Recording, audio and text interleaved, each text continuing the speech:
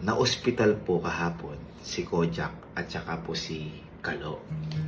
Ngayon, kung bakit po is si Kojak po kasi nung recently, nitong mga nakaraang linggo, nagugulat kami sa kanya dahil kapag umaga okay siya, then kapag gabi nilalagnat siya.